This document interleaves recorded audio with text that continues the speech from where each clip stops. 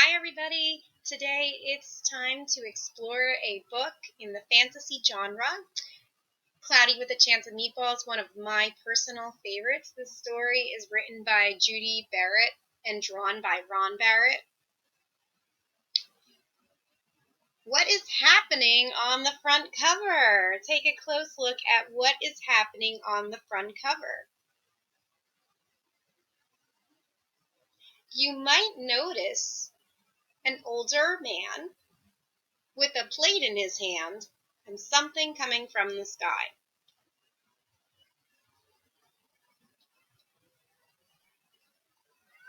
What do you think it would be like to have food coming down from the sky? I wonder what kind you would want. This story is fiction, or again, this is a fantasy story. The author made it up.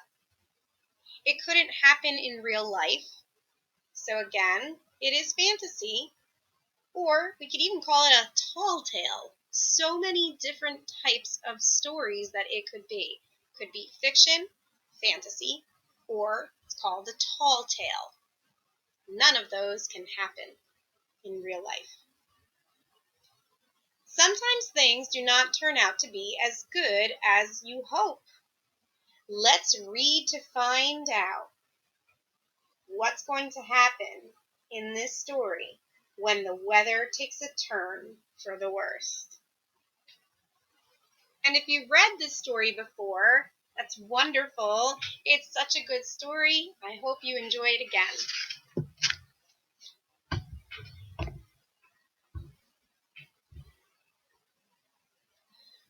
We were all sitting around the big kitchen table.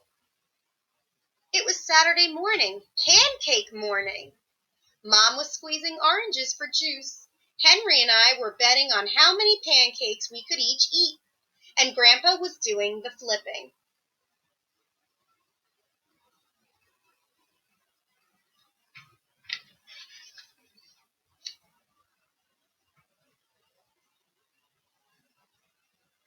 Seconds later, something flew through the air headed towards the kitchen ceiling.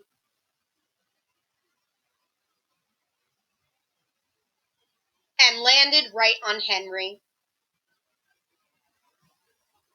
After we realized that the flying object was only a pancake, we all laughed, even Grandpa. Breakfast continued quite uneventfully. All the other pancakes landed in the pan, and all of them were eaten, even the one that landed on Henry.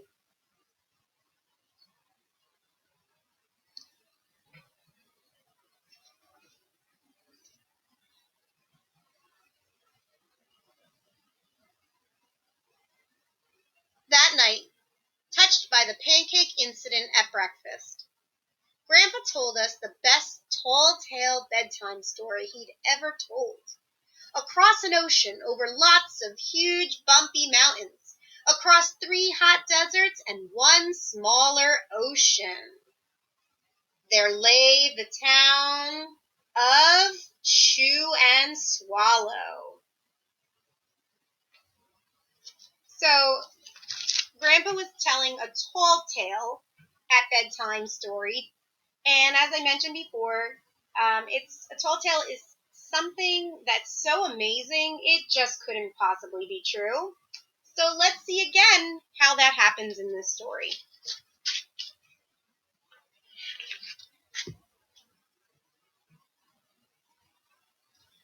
In most ways, it was very much like any other town.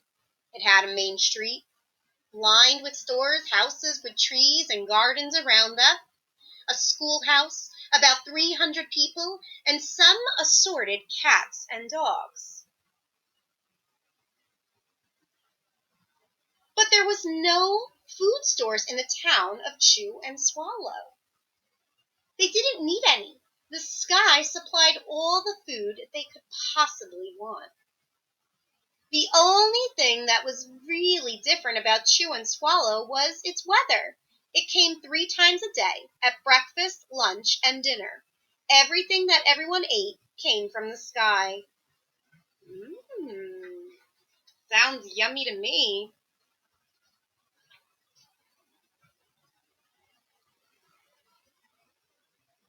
Whatever the weather served, that was what they ate. But it never rained rain. It never snowed snow. And it never blew just wind. It rained things like soup and juice. It snowed mashed potatoes and green peas. And sometimes the wind blew in storms of hamburgers. This story might make you a little hungry.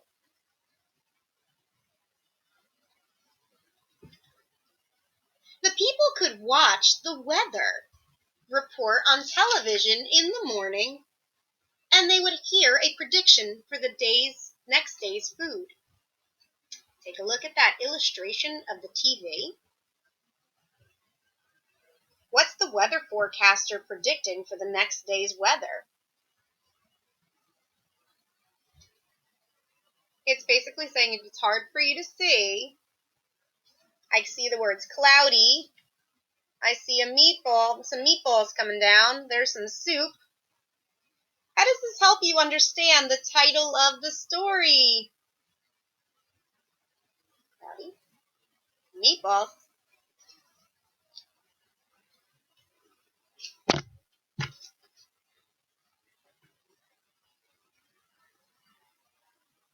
When the townspeople went outside, they carried plates, cups, glasses, forks, spoons, knives, and napkins with them. That way they would always be prepared for any kind of weather. If there were leftovers, and there usually were, the people took them home and put them in their refrigerators in case they got hungry between meals.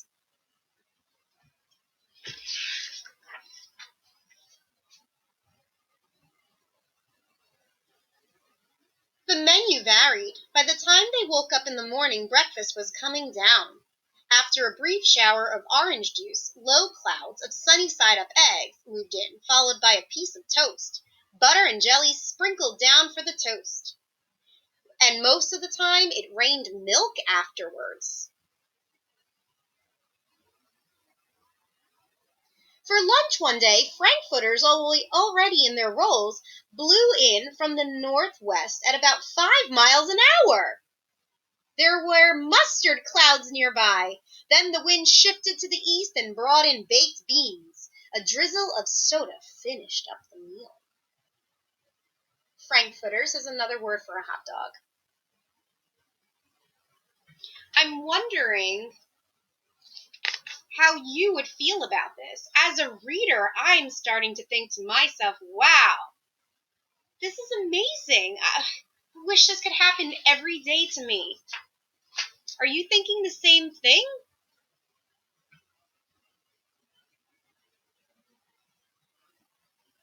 Dinner one night consisted of lamb chops, becoming heavy at times with occasional ketchup. Periods of peas and baked potatoes were followed by gradual clearing with a wonderful jello setting in the west. The sanitation department of Chew and Swallow had a rather unusual job for its sanitation department. It had to remove the food that fell off on the houses and sidewalks and lawns. The workers cleaned things up after every meal and fed all the dogs and cats. Then they emptied some of it into the surrounding oceans for the fish and turtles and whales to eat. The rest of the food was put back into the earth so that the soil would be richer for the people's flower gardens. Do you know what a sanitation department is? Or what they do? We have them come around our blocks all the time and remove our garbage. Think about why this is so unusual in this story. Are they just taking bags of garbage? They have lots of clearing up of food to do.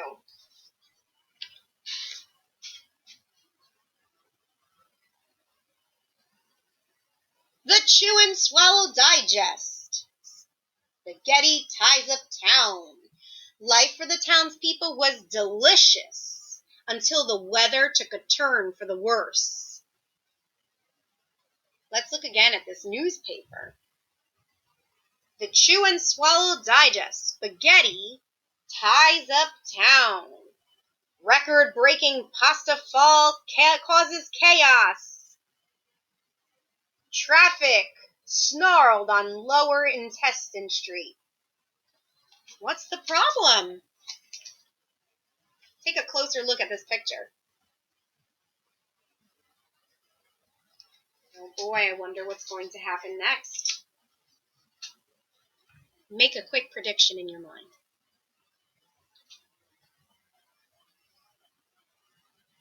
Okay, got it. Let's see if I'm right. Let's see if you're right. One day, there was nothing but gorgonzola cheese all day long. The next day, there was only broccoli, all overcooked. And the next day, there were Brussels sprouts and peanut butter with mayonnaise. Another day, there was a pea soup fog. No one could see where they were going, and they could barely find the rest of the meal that got stuck in the fog. Look carefully at the people. How do the townspeople feel about the changes in their food?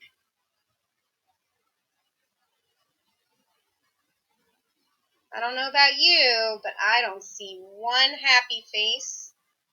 Even the guy in this pea soup.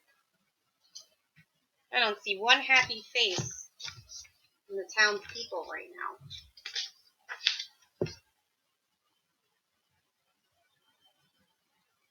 The food was getting larger and larger, and so were the portions. The people were frightened.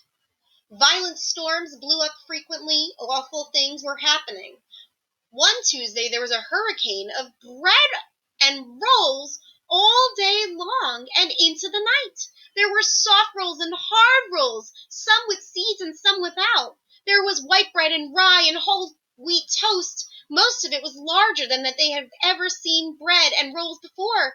It was a terrible day.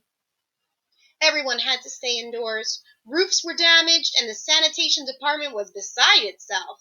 The mess took the workers 4 days to clean up, and the sea was full of floating rolls. To help out, the people piled up as much bread as they could in their backyards. The birds picked at it a bit, but it just stayed there and got staler and staler.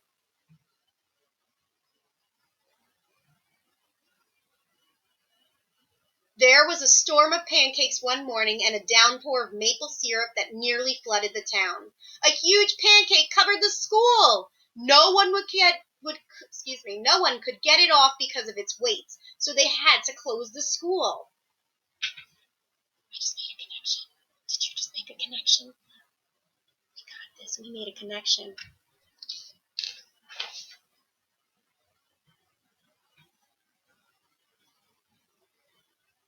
Lunch one day brought 15-inch drifts of cream cheese and jelly sandwiches. Everyone ate themselves sick, and the day ended with a stomachache. There was an awful salt and pepper wind accompanied by an even worse tomato tornado.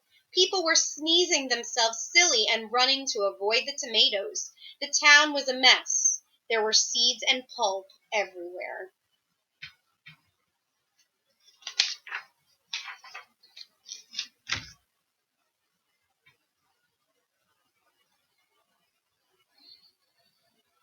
The sanitation department gave up. The job was just too big. Everyone feared for their lives. They couldn't go outside most of the time. Many houses had been badly damaged by giant meatballs. Stores were boarded up, and there was no more school for the children. So a decision was made to abandon the town of Chew and Swallow. It was a matter of survival. So I just read the word abandon.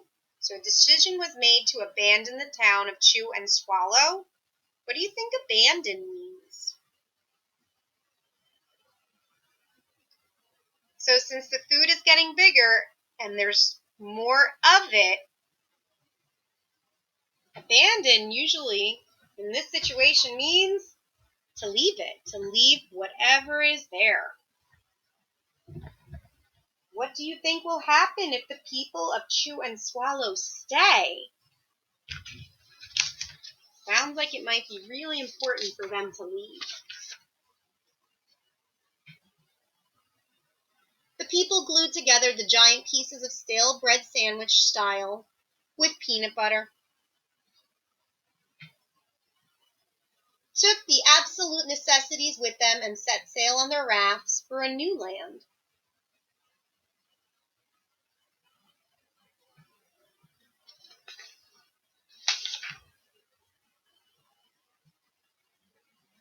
After being afloat for a week, they finally reached a small coastal town, which welcomed them. The bread had held up surprisingly well, well enough for them to build temporary houses for themselves out of it.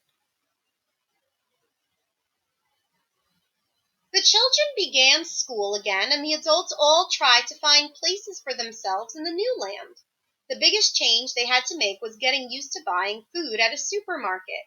They found it odd that the food was kept on shelves packaged in boxes and cans and bottles. Meat that had to be cooked was kept in large refrigerators. Nothing came down from the sky except rain and snow. The clouds above their heads were not made of fried eggs. No one ever got hit by a hamburger again. And nobody dared to go back to Chew and Swallow to find out what had happened to it. They were too afraid. Henry and I were awake until the very end of Grandpa's story. I remember his good night kiss.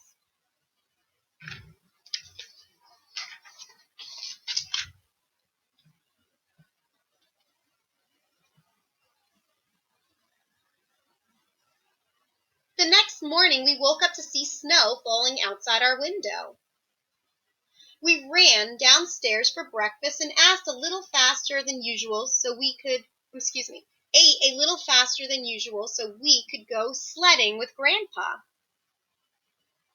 It's funny, but even as we were sliding down the hill, we thought we saw a giant pat of butter at the top, and we could almost smell mashed potatoes. Well, that was quite a tale, wasn't it?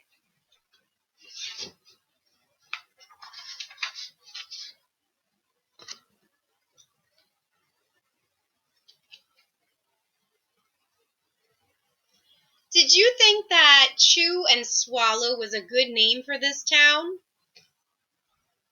It's pretty creative, isn't it? I hope you enjoyed listening to the story Cloudy with a Chance of Meatballs. If you loved it so much, at some point when you have a chance, there is actually the movie of this too. So maybe you can find it on your journey. All right, guys. Thanks for listening.